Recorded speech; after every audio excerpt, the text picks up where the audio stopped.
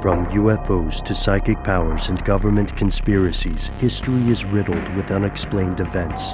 You can turn back now or learn the stuff they don't want you to know. A production of iHeartRadio.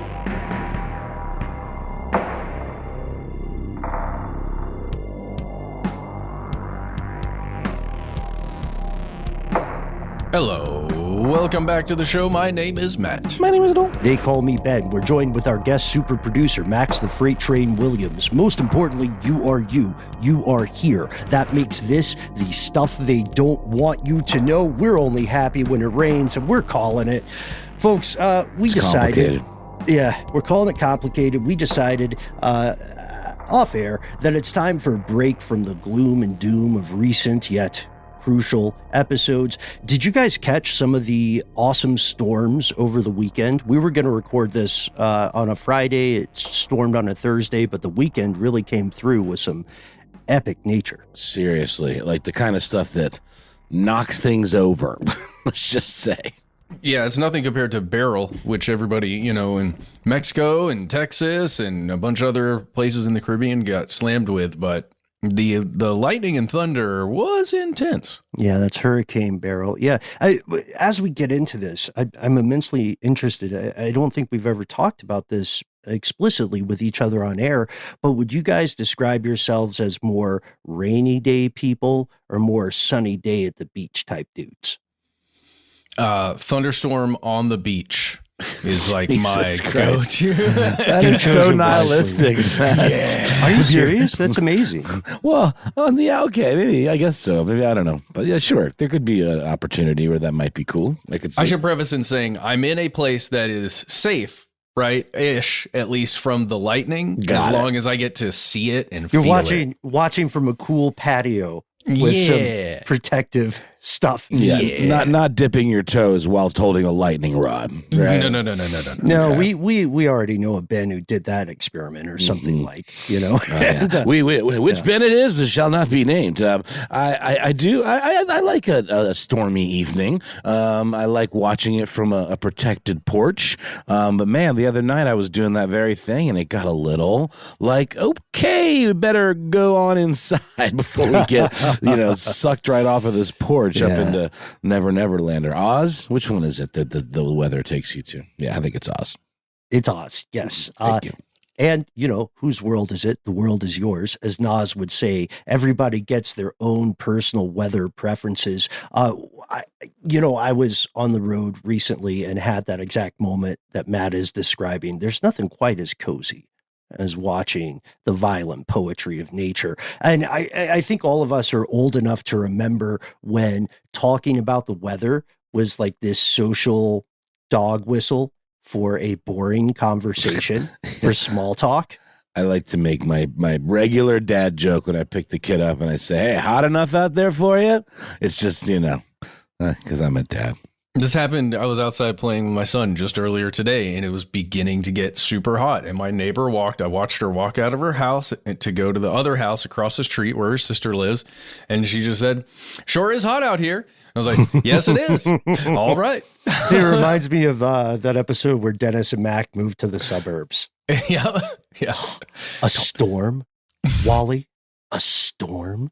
Unrelated. You guys, Matt in particular, I saw the Instagram algorithm served me up the SNL clip where Christopher Walken plays Colonel Angus. Oh, and sweet. I thought you made that up entirely. I thought that was your bit, and I felt betrayed.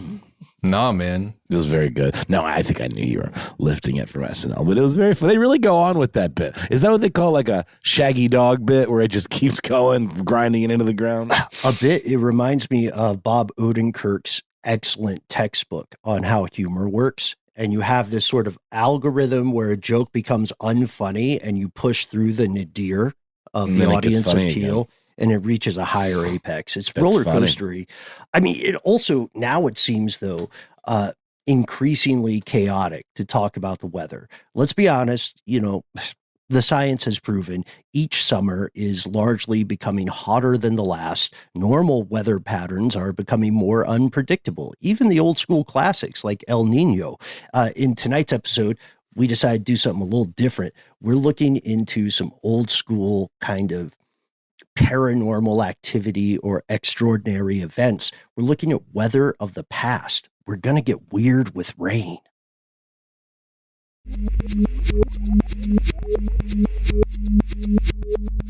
Here are the facts. Old school how stuff works. Do you guys want to talk about rain? But precipitation? So. Yeah, condensation. The water cycle? The water cycle? Yeah, because look, for everybody who is hearing this and saying, these three jabronis are out of their necks on this, sunny days at the beach are the best. The only reason sunny days at the beach are possible is because of rain. The world depends on rainy weather.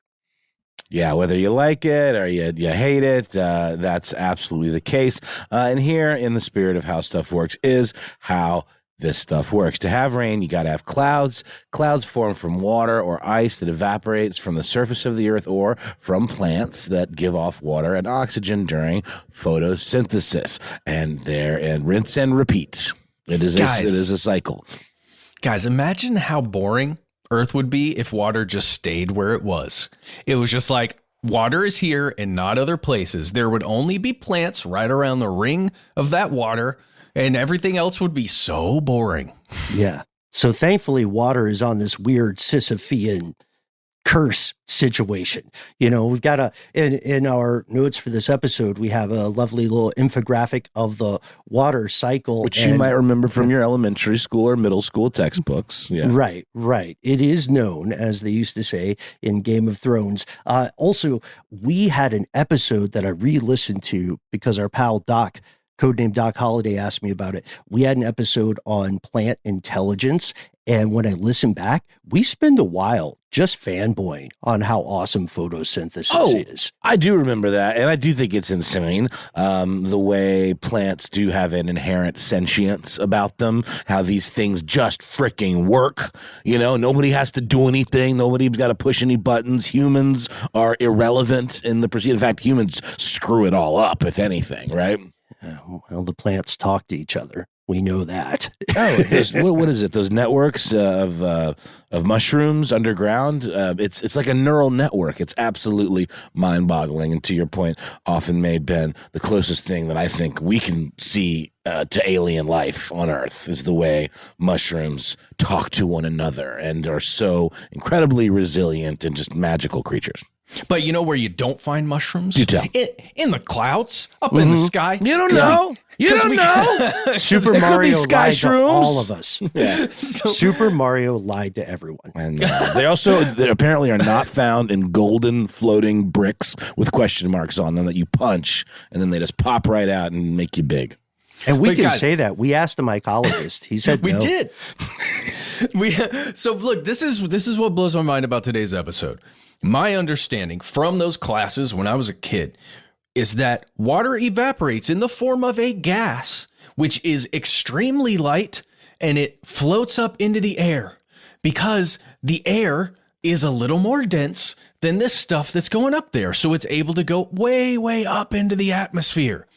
But it's not like it condenses and hangs out and becomes a cloud and then just rains, right? There's other stuff up there. Yeah, the water vapor turns into clouds as it's slowly falling down, like a human in a parachute. And when it is cooling, it transforms again from that gaseous state from water vapor into liquid water, or the slightly edgier hardcore version of that, ice. But the problem is vapor can't do this alone.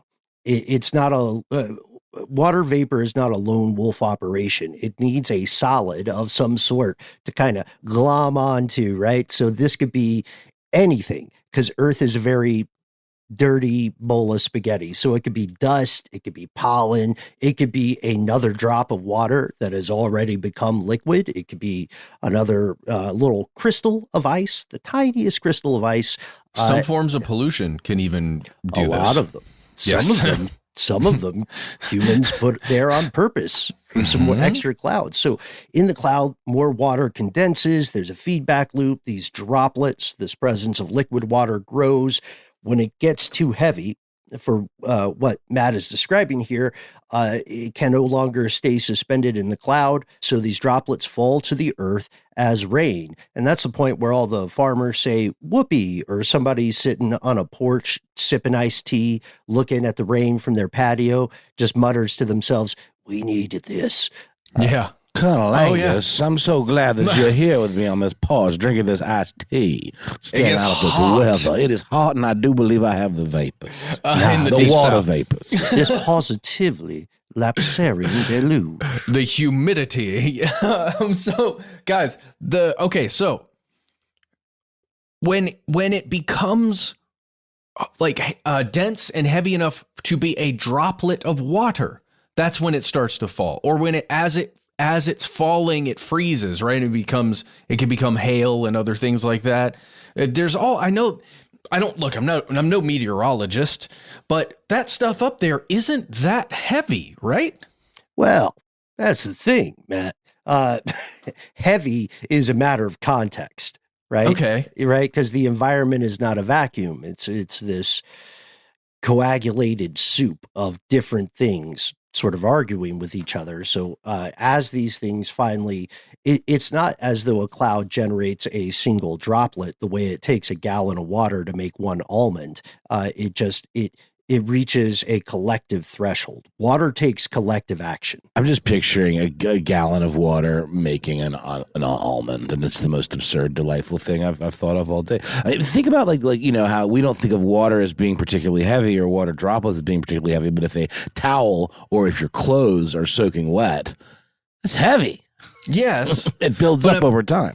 But I'm just imagining if you were to cut a cloud in half, right? As we're talking about this moisture condensing towards the bottom of wherever that cloud is, right? Where the atmosphere is pushing up against the bottom of that cloud, and then the pressure of the water vapor that's condensing down onto that layer. That's when you get the rain coming out, right? But it's more of I like the way you're putting that, guys, but it still is kind of baffling to me, just the fact that there's that much weight up there just hanging out and slowly releasing. It is objectively a ridiculous thing, science. I'm surprised that there isn't a science. Maybe there is, and I just don't remember it, but I used to work at a science center, and one would think there'd be a quick and easy way to sort of generate a cloud simulation, because I want to know what it feels like to rub my hand through a cloud. You can do it. Yeah? Yeah. Okay. You can do it like... for example, I'm not going to give a personal anecdote here, but it is possible to reach a high enough elevation such that you walk through low-hanging clouds in certain parts of the world, and it's a ghostly. Does it feel just like a fog? It feels like going to a church if you believe in God. It's amazing. That is pretty cool. But I imagine, though, because of the scale and our, comparative smallness, that you wouldn't notice it. It's not like you'd walk through it and get wet necessarily. You might feel a little dampness, but it's not like you're going to emerge from the other side of one of these things like covered in droplets of water. Not dripping, but definitely damp. It definitely is like it is akin to walking through a classic London drizzle or Pacific Northwest drizzle. But then if you get to the elevation above those very low hanging formations, you look down and it looks like you are above the clouds. It's a real trip. Sick. It's kind of sick. We should go. We talked already a little bit about how amazing this is, how weird it is. Farmers love it. People waiting for the bus are probably saying, oh, damn it, when you see those thunderclouds, really, like, to be crass, when the ass falls out of a thunderstorm. And we've all been there. Man, that was so crass. That was so crass. What would Cunnilingus think? And guys, Colonel we're Angus, saying sir. Colonel Angus. We're saying Colonel Angus. Just my for the clearly record. American accent, Yes. to be sure. So to the earlier question here, just to sew up the science, if the air in a given cloud on Earth is below the freezing point of water, 0 degrees Celsius, or for some other weird reason, 32 degrees Fahrenheit, We didn't make the rules. Ice crystals form. And if the air all the way down to the surface of the ground is also below those temperature thresholds, then boom, boom, boom, you have snow. You get your white Christmas, your Donner Party, whatever. But because the ice crystals remain that ice crystals. Right. They don't encounter any other temperature changes. However, again, being a messy, chaotic bowl of spaghetti, the atmosphere can intervene. So something may be falling and encounter sort of a layer cake of different temperatures. And that's where we get stuff like hail or sleet. Or what's our favorite in Atlanta? Back when it snowed here, they used to scare people with wintry mix. Ooh, a wintry mix. Sounds like a delicious milkshake. Oh, it's like the freezing rain, right? It's like somewhere in between, and once it gets down here, a black ice. Guys, we don't know what the hell this stuff is, okay? It's sort of a mix, if you will. Shout out to Key and Peele's excellent black ice sketch, by the way. You know, as we mentioned, there's a lot more to this. We are not the meteorologist you're looking for, but that's kind of the gist. And that's what informs our conversation tonight. For the entirety of human history, people have struggled to predict the weather accurately. We're not meteorologists, but I kick it with several meteorologists, and they are eternally irritated. It's because they have to point at nothing. They just have to know where the thing is on the green screen. It's a wild skill set. They also get angry letters all the time. Because people either blame them for the bad weather that they predicted accurately, or they blame them for whatever they didn't quite nail. Because, weather prediction isn't always an exact science because, conditions can change. Well, it can't be, right? Because it's trying to tell the future. Yeah. Right. It's a real Kobayashi Maru. That's for you, Max. Freight Train Williams. I mean, it is weird because we see this as such a big part of human culture. We were very fortunate as a civilization to spend at least a little bit of time in a world where conversations about weather were boring. But past human civilizations prayed about weather. They sacrificed people to weather. There is an entire pantheon of gods across the globe entirely associated with different types of weather. Like gods you pray to for rain, gods you pray to when you want the rain to stop, gods you pray to for to prevent or create natural disasters. It's wild. Guys, I recently had a bit of a home maintenance whoopsie by somebody that I hired off the internet. Won't make that mistake again. And came down into my studio to find a water feature had been installed non-consensually. And it really just made me think of we need water to survive. We need water for our plants to grow, but water can also destroy everything. Mm-hmm. Yeah, it's true. And it was here before humans, and we'll probably be here after humans are gone in some form. We should mention, just a shout out to an earlier series of episodes, that in modern history, people figured out technological ways to modify the weather, provable ways that work, asterisk, because right now those methods are still imperfect and potentially dangerous. We talked about this in our book too. Stratospheric aerosol injection. You guys remember that one? That's the weather control or cloud seeding, right? 100%. That's what we're talking about with bonding water vapor to pollutants. You can shoot stuff up, and SAI takes this to the nth degree. They're like, hey, let's solve global warming by making fake volcanic eruptions. Yeah. What is it? There were so many rumors about NASA having a cloud machine, right?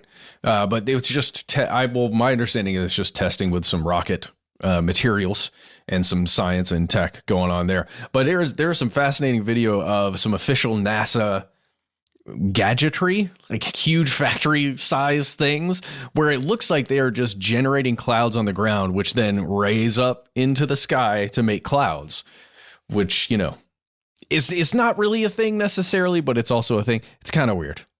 Yeah, it's super cool. What could go wrong, says humanity. But it's sort of like playing God in a way. I mean, it's, and usually when people do that, things do tend to go wrong, whether it be with cloning or various things like that. But there are a lot of things that could go wrong, it turns out. Yeah, 100%. Shout out to the Olympics in China. But also, there are growing concerns about large-scale changes to Earth's ecosystem and weather patterns, so we can understand how most conversations about the weather are usually going to be focused on the present and the fearful future today. But what if we told you, folks, the weather, rain in particular, has always had its own strange moments, and some of those moments remain a mystery even as we record this evening. Folks, check it. It's Monday, July 8th, and we're pretty sure a storm is on the way here. Not here, to you guys. According to the AI over at weather.com, I'm going to be okay. Oh, good.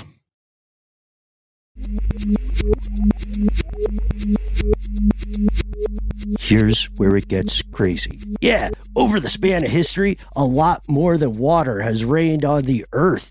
I think we all read about this, right? You see it in like Time Life books or documentaries and so on. Weird rain of fishes. Certainly. And if you've seen any really good movies over the years, you've probably seen depictions of weird stuff falling from the skies. Cough, cough, Magnolia. Cough, Magnolia is That's great. what I was But it's about. also it's a biblical image too. I mean, the idea of rains of frogs is, I believe, one of the plagues from the Bible. So, it does feel like it has the significance, and it probably is something that actually did occur and then was just sort of pegged and lumped into these plagues. But it really was just kind of a weird weather phenomenon. Like the Kentucky meat rain, whatever the hell that was. Kentucky meat shower. Meat shower. Yeah, we'll get into that. It's a weird one. So we know that we'll lean on the Library of Congress in the U.S. here. We know that there have been reports of raining frogs and fish dating back to pre-recorded civilization.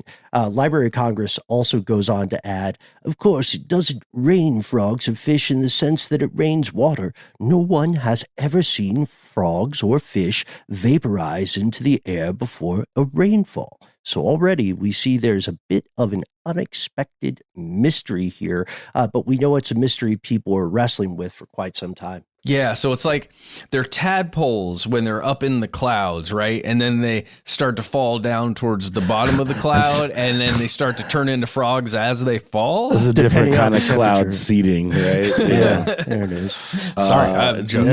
No, well, but to someone who's not maybe as in the know about how these processes work, it could seem like that. Like the heavens are producing a reign of these creatures where they do not belong, and it is signifying something very dark and sinister.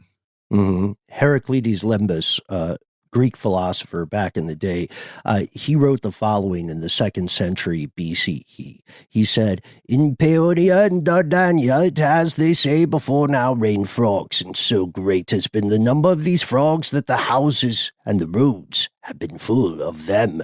And then Pliny the Elder co-signs it later in the 1st century AD or CE, pick your poison. You can find weird accounts of animal rain, particularly fish and frogs, in the vast majority of human culture at some point.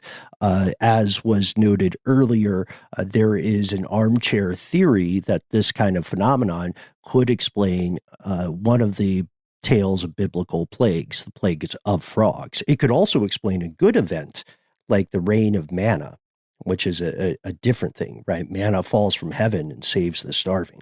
Well, I think it's no coincidence that we haven't seen or heard tell of reigns of like kitty cats or puppy dogs, for example. I mean, these are creatures that, well, we'll get into some other weird ones, but it does seem in general that aquatic creatures tend to be the best candidates for this kind of thing. Important clue. Yeah. And we also know, just objectively, if we put on our X-Files investigator hats, this is vastly different from stories of UFO or UAP abductions, because a lot of animal rain episodes have been conclusively proven with multiple witnesses and documentation, or the better way to say it is, a lot of weird animals have been sighted during and after storms and thereby associated with rain. We'll see why this is not just hair splitting. This is like a big piece of the puzzle. So, as an example, in 1794, 150 French soldiers near the village of Lalin found themselves assaulted by seriously gnarly, heavy rain, an absolute downpour during a storm, along with a massive barrage of frogs raining down from the sky. And Popular Mechanics tends to be the authority on these kinds of things. Had this to say about it. Closer inspection revealed that many of the toads, a great number of which were discovered in the folds and creases of the men's hats and uniforms, still possessed tails. So they were young frogs. Curious. Maybe they weren't even frogs completely yet. Maybe they were still of the tadpoling variety. I don't know. Yeah, but this stuff, this non-aqueous rain, so like non-water rain, there's some weird ones, and there are some that, a lot of these instances like occurred one time, like this one, right? This is like a tale of some crazy time when some frogs rained down in the 1700s. But there are other instances that occur often, almost like clockwork. Predictable. Yeah, even up to 4 times a year.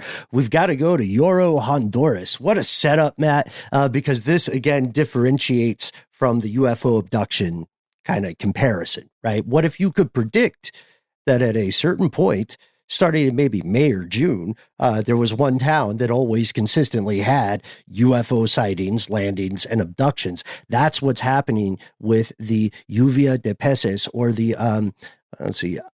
aguacero de pescado, the downpour of fish that happens in this place in Honduras, Yoro, Honduras. It's happened for more than a century, but less than 400 years, as far as we can find.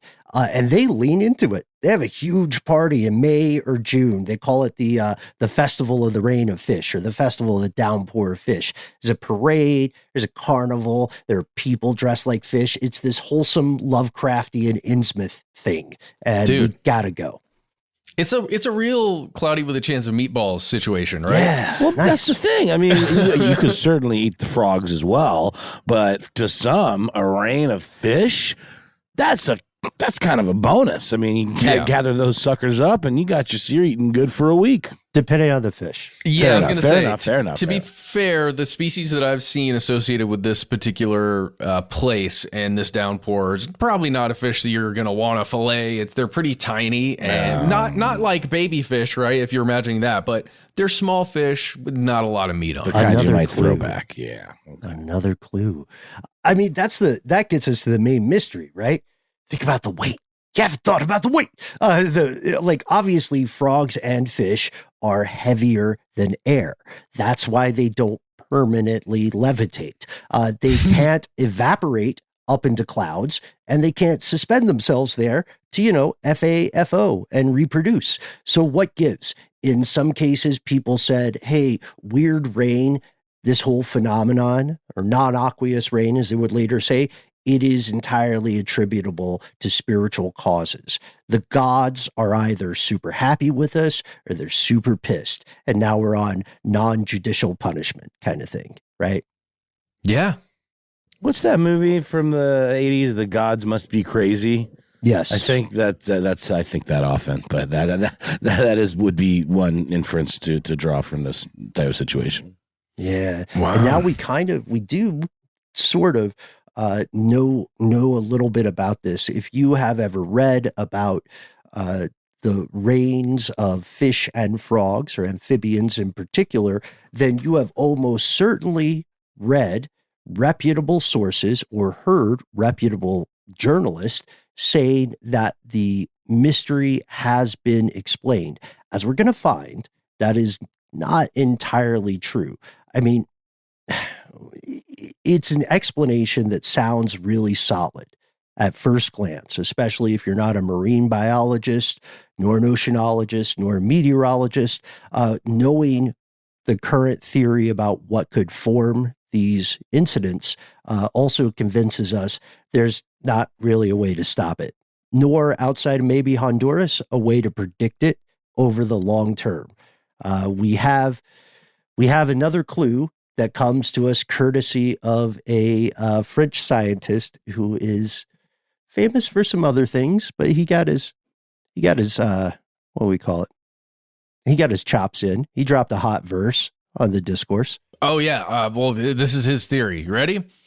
Quote, sudden gusts of violent wind could lift large groups of frogs high into the air. And then, when the burst of wind dissipated, they would rain back to the ground in one swift action. That's me adding that in, one swift action. But that's what this person is imagining. Let's say a tornado, right? Or part of a hurricane, or a water spout, some thing that causes wind to rise upwards rapidly could sweep up a whole bunch of frogs, maybe in a little pond, or a bunch of fish that are swimming near the surface, and take them all the way up in the air and drop them right back down. You know, this reminds me of, too, I think we talked about it on a video we did recently, or one of our YouTube videos. There was a very down-to-earth scientific explanation for Moses's parting of the Red Sea, that it was just kind of a very... what's the word? I guess serendipitous weather event that created this phenomenon that happened to be very, very good fortune for Moses and the Israelites, but did not necessarily involve Moses waving his staff and parting the Red Sea. It was a meteorological anomaly, which is, I guess, what you could call these things as well. Mm-hmm. Yeah. Weather used to make history. Now humans make weather. It's an interesting situation. The French scientist we're talking about is a guy named André-Marie Ampère, most notably famous as the guy who discovered electromagnetism. He was doing a lot of stuff. Oh, wow. Yeah, that's why we call it amps. Sick. Yeah, also really into frogs. I don't know if he ever ate frogs himself. Have you guys ever had a good plate of frog legs? Yeah, they're good. I know they get sort of stereotypically associated with the French, but I believe it is a part of traditional French cooking, more so than other cultures. But yeah, I have, and it's true. They do taste like chicken. Mm-hmm. Yeah, if you cook them right. Don't cook them wrong. Look it up. Look up the recipe before you get them in the pan. Then they taste a little froggy otherwise. I was going to say, is that a dangerous thing? Is that like undercooking chicken? Oh, or is sure. that just taste I weird? mean, they can't taste real rubbery and gross and froggy. Yeah, that's the thing. I mean, also, cook your food, etc.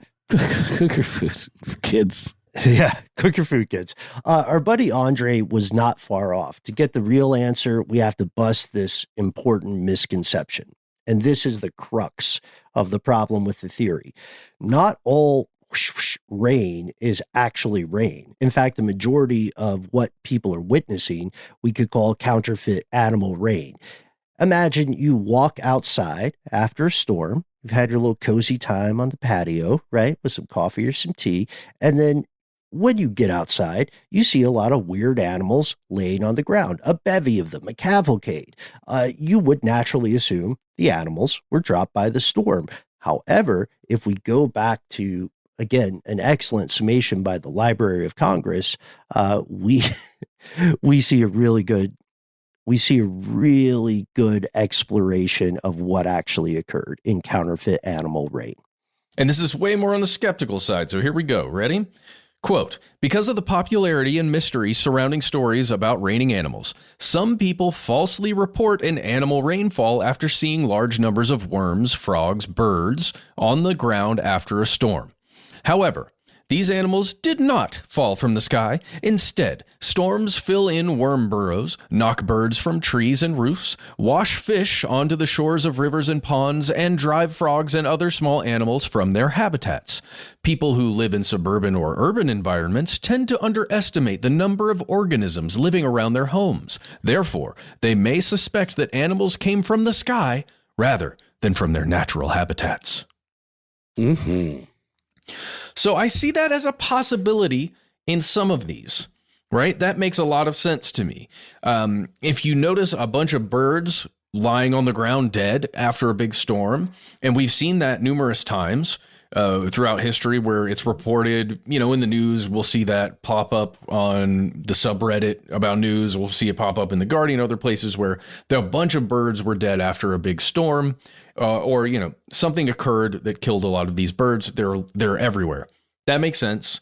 The frogs make a ton of sense. We've lived in the South. We've seen, like, after a big rainstorm or something, bunch of frogs are just hanging out. A bunch of toads are like out now because of the rains, right? But generally they're not all dead, at least in my experience. The fish thing only makes sense to me if there was some kind of minor flooding or something that caused enough water or runoff or something to, like, sweep over a lawn or a neighborhood or something and then go away relatively quickly to where the fish ended up on the lawn somewhere. Yeah. I don't know. Yeah, no, you're making a great point because fish and amphibians, the avians and the amphibians, live in a liminal space, right? Mm-hmm. One is sort of in the free port between the land and the sea, or the land and water, and the other one is in the in the terminal between the land and the air. And so what looks like animal rain may actually be two distinct phenomena. In the first, the animals get moved along the ground, or they get knocked down off the eaves often of things, as we'll see in an etymology joke we're saving for the end.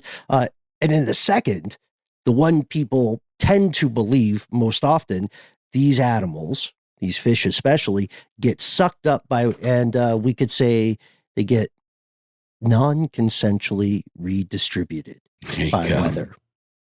That's they get gentrified. Well, jeez. And I mean, like I was saying, that storm that we had here in Atlanta, the Atlanta area the other night, I mean, it got to a point where it was literally knocking cans and all kinds of things over from my, kind of covered porch. I mean, it is an absolute, they call it a force of nature. Anything that's like really, really strong and unmanageable and completely out of control is often referred to as being a force of nature. That's what we're talking about here. But there are other things that have happened where people have witnessed in the recent past things like fish falling from the sky, not just the after effects of fish on the ground, but fish falling. Like Australia. Right? Yes. Like the recent cases in Australia. And we're going to dive into, or we're going to fall into more of that after a brief word from our sponsors. We'll return with the actual animal rain theory and the bizarre complications surrounding it.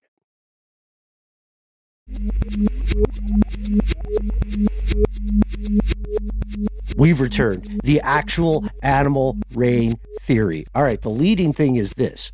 Storms are most often way stronger than the average person assumes. Think about it. You're probably not in the clouds during a storm.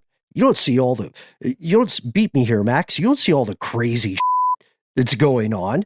We're down on the ground, boots on the ground, right?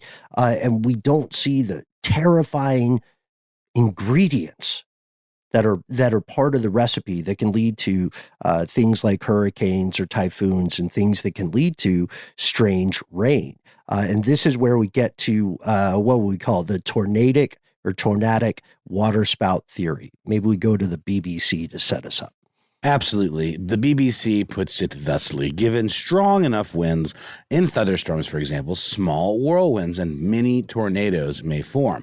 When these travel over water, any small items of debris in their path, such as fish or frogs, may be picked up and carried up to several miles, rather. Greg Carbon of the National Weather Service notes that it is possible, especially when you look at the power of some thunderstorms and tornadoes, because they contain what he refers to as a tremendous vertical component. That's the wind we're talking about, that can suck things up and deposit them far from where they were picked up. We've all seen Twister, the movie. I mean, it carried a cow, y'all, a CGI cow, and we're looking forward to Twisters, the movie, coming soon to a theater near you. But yeah, I mean, we're going to talk about this, but guys, I think tornado is one thing. These in very strong storms, even with these wind gusts, with some of these, what do they call them? Like small little whirlwinds that go up. I still don't see that vertical pressure and force digging deep enough within water to even pick up frogs and tadpoles and stuff. And maybe that's just, I can't see it just because I don't understand. There are some experts that would agree with you, and they can't see it either. And I do see what you're saying. You're talking about those water spouts that occur over open water. They would have just enough power to kind of sustain themselves, it feels like, and then kind of peter out. But I don't know and how far would these things travel? Like, are they going to shoot them up into the sky? It just doesn't seem like they would have enough outward pressure or outward to have that kind of trajectory, because it would literally require shooting them up into the sky like some sort of cannon. Yeah. Yeah, you guys are raising some particularly astute points here. I mean, let's look at this. We got the gist of this idea. We've been using words like possible and theory, but this, why... There are problems with it. There are significant issues. It may well be what's happening multiple times a year out there in Honduras, but it's not a silver bullet solution by any means. This theory does not explain why so many incidents seem to have only a single type of animal or species falling. It also does not explain, to Matt's earlier point, incidents where deep sea animals end up raining on the surface. Further, it doesn't explain how these animals could survive the fall, because gravity is real, right? If they're dropped, from such great heights, to quote whatever emo song that is from, then they should, thank you, they should be splatity, right? I'm using the technical nomenclature. They should not be flipping and flopping around. And in Magnolia, they do just that in the film. There is some splatting of frogs when they fall in that scenario. But in that scenario, it almost is meant to be like this deus ex machina that kind of guides the plot. And it's sort of this like divine intervention. If you are meant to kind of take it as a spiritual occurrence. Mm-hmm. Yeah, and there's nothing wrong with that, because spirituality is just a framework people put on the world around and within them. So if you choose to encounter it that way, then that's perfect. That if that satisfies you philosophically. I mean, the idea, though, when we look at the science, tornadic water spouts, tornadoes forming over water, this makes sense for some of the cases we're talking about, because the animals involved or victimized are often small, they're light in weight. There is no record of a pod of, humpback whales occurring after a storm. As far as we know, write in conspiracy@iHeartRadio.com if there is a whale rain. But it also, to your earlier point, Noel, it doesn't explain why a water spout could carry fish over long distances with that vertical push instead of instantly just throwing them out in every single direction, like when you hit grass with a weed eater. You know what I mean? Guys, I'm imagining the POV of a small spangled perch getting sucked up in a water spout somewhere near Australia. And he gets sucked way up in there. But then you think you're just going to fall to the ground. But no. You land in this almost water-like soupiness that is the cloud, like beginning to rain as it's condensing. A cumulonimbus. I love it. Yeah. Dude, do you think the fish could swim around in that liminal space for just a moment before it fell again? I hope so. That's beautiful. Because then if the right fish goes up and then comes down successfully, then we have our UFO story, right? Then we have our fish prophet and our religion. There's another ocean. It's above us. Swim with me. But that is a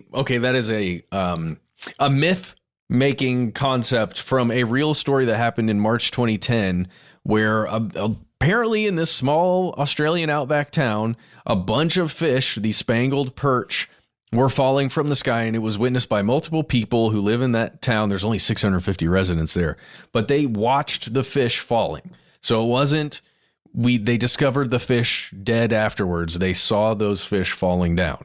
And here's a quote. Here's a quote from somebody who was there. "When I told my family who live in another part of Australia about the fish falling from the sky, they thought I'd lost the plot. But no, I haven't lost my marbles. All I can say is that I'm thankful it didn't rain crocodiles." True that.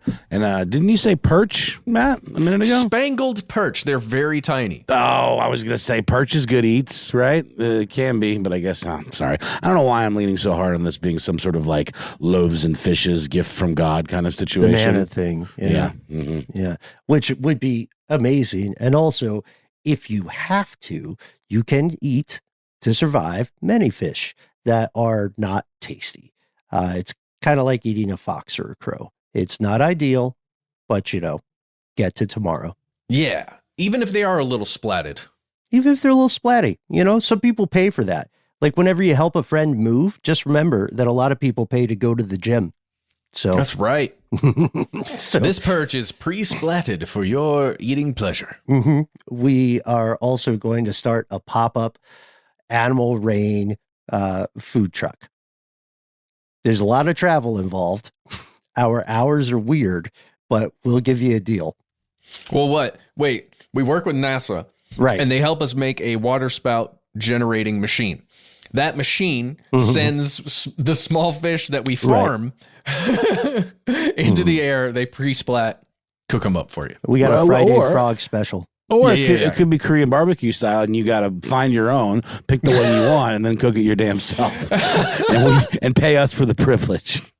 Dang, did you have a bad KBBQ? No situation? I like Korean barbecue. I'm just saying. I did. My son almost died on some deliciousness. It's also very expensive for, you could just buy a bunch of meat and cook it at home. I mean, I do like the banchan though on the sides, the cheese corn. There's some things that are good about it for sure. If you guys want to hang out off air, there are a few low-key spots in town that are not going to rip us off. Heck yeah. And did you guys hear there's a new sister location of Northern China Eatery that's opening in downtown or closer to us than Beaufort Highway? It's called the Dumpling Factory. Look it up, y'all. If you know, you know.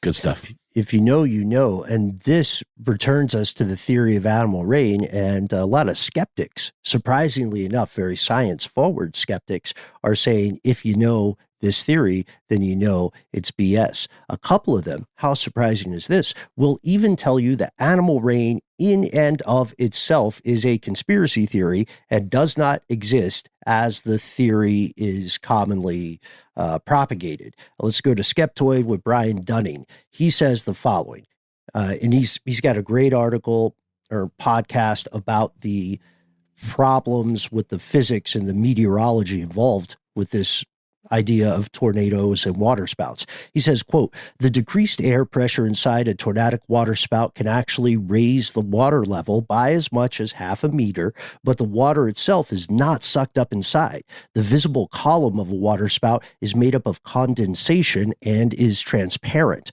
The high winds will kick up a lot of spray from wavelets, fun word, on the surface, but if you look at pictures of water spouts, you'll see that this spray is thrown outward, not sucked inward and up.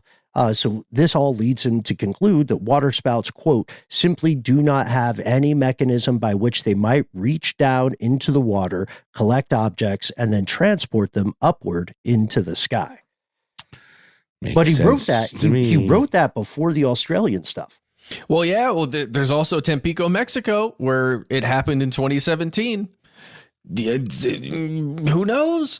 But I do agree with this. I mean, that assessment is pretty astute there, especially if that is true. The mechanism of sending the force sending things outward rather than up, and especially, now hold on. What if it's an up and out scenario where they're just flinging them? So instead of sending like a free throw, sort of a great glass elevator scenario, right? Yeah. Because if there was a body of water close enough to one of these smaller towns that has, a bunch of frogs in it or something like that, that water spout could just toss them into town. Mm. Which goes back to a thing our French pal Andre pointed out much earlier, right? He was the first, we missed this part, he was the first person in recorded Western history to compare the seasonal propagation of amphibians with the subsequent weird rain episodes. So things like this, some sort of weather phenomenon may be happening at a frequency that humans are not aware of, and it only appears to be weird animal rain when the other conditions are right, sort of like when planets align, or a Venn diagram, or an example of a third thing, because I like the rule of thirds. Well, I've got a third thing for you. I've got a little theory, guys. Submerged objects, unidentified submerged objects. We have speculated about these transmedium things for a long time on this show, and the world is really getting into them right now. What if the way that some of these transmedium objects function, especially the larger ones, is to create that distortion field around them that is theorized that would allow a ship that is made of either metal or, other things and a ton of energy can move from air into water with no problem and back out again? What if that thing, whatever that energy field is that it creates, is some kind of stasis thing that could, let's say, trap a whole bunch of perch inside of it? Then as it travels up into the air out of the water, and then it's flying over some other place, that whatever that distortion field is that's being used to travel is no longer needed. It shuts down. All them fish fall out of the sky. Love it. Well done. Greenlit. Yeah, agreed. I'm somewhat joking, but at the same time, I actually could see an image of that occurring, even though it's all speculative and not real. I don't know, man. It depends, because there's no proof that that's not what's happening. Right? I don't know. I just like the image. I want to believe. The truth is out there. Oh, this is such a weird pickle, though. I like, it should, not for nothing, is Matt's theory on this pretty solid. You can't prove it's not true, right? And that's kind of where people are at with the idea of raining fish. We didn't even get to it. There are going to be future episodes, because it turns out, even though we kept this contained to fish and amphibians, right, there are many other weird rains out there. I can't wait for our episode on star jelly, but we do owe a shout out to the amazing author Cynthia Barnett, who wrote Rain, A Natural and Cultural History. You guys know, longtime listeners, we love books about cartoonishly specific things, Yeah, and if you're interested in, I'd sort of teased the Great Kentucky Meat Shower earlier in the episode. There is an episode of Ridiculous History on the time that gobbets of rotten meat rained down on the good people of Kentucky. They know what they did. You talking about the Olympia Springs incident? 1876. Yeah. Also, Kentucky Meat Shower. We're particularly in love with that because it sounds like a weird euphemism. Mm-hmm. It really like does. A move. You know what I mean? Yeah, right? like a move. It's a move. Or a noise band, perhaps.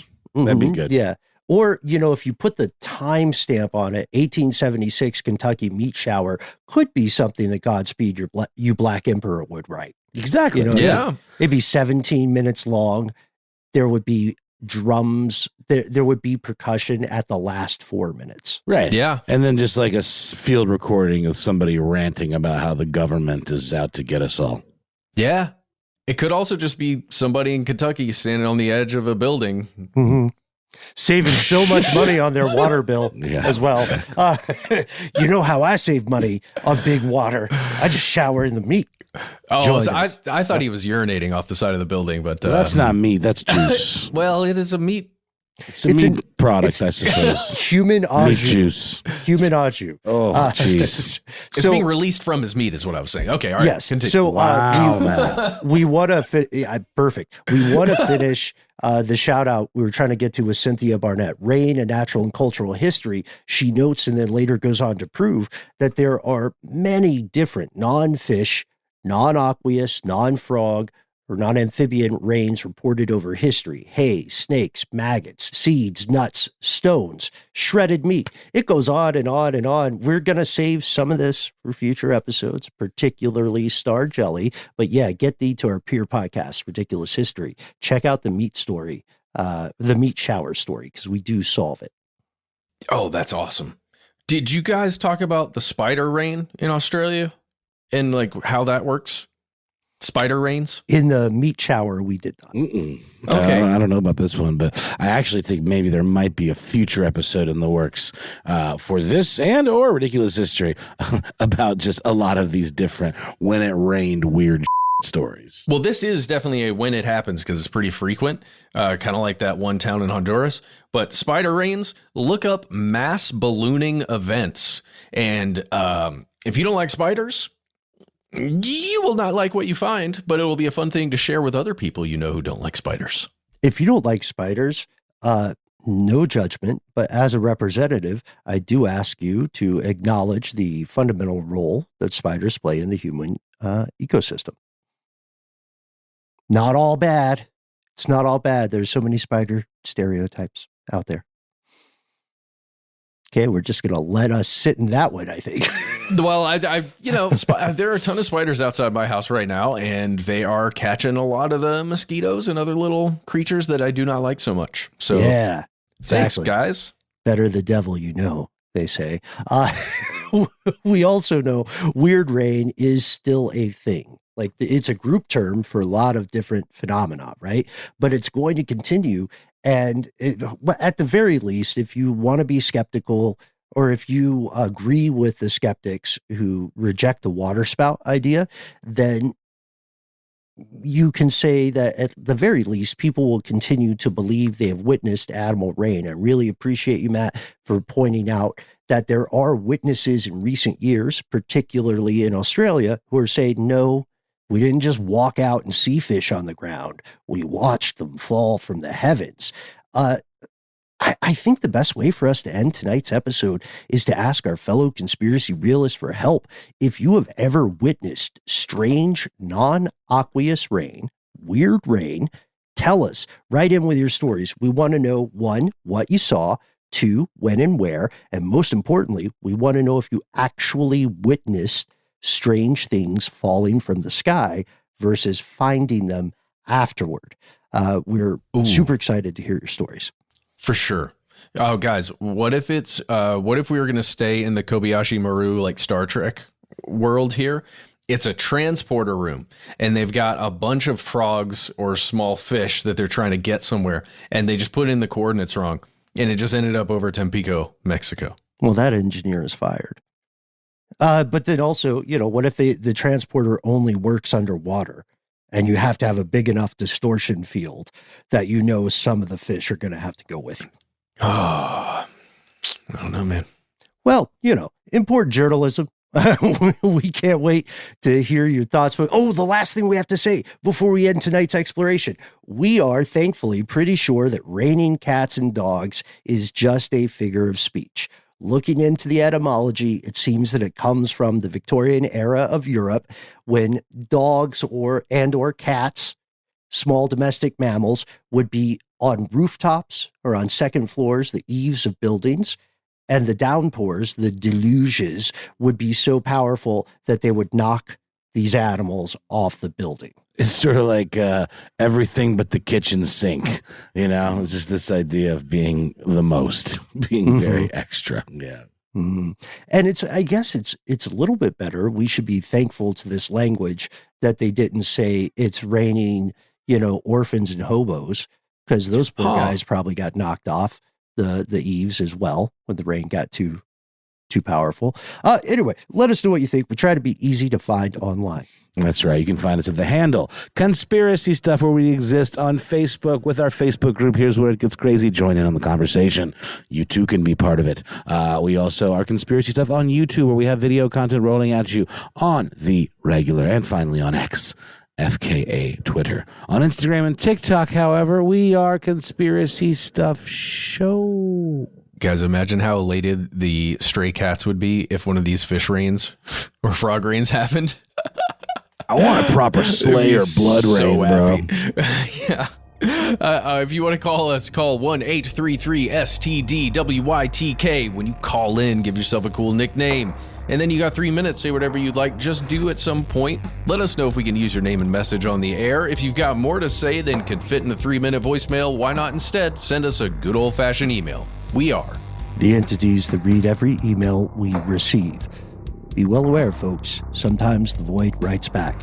conspiracy at iHeartRadio.com.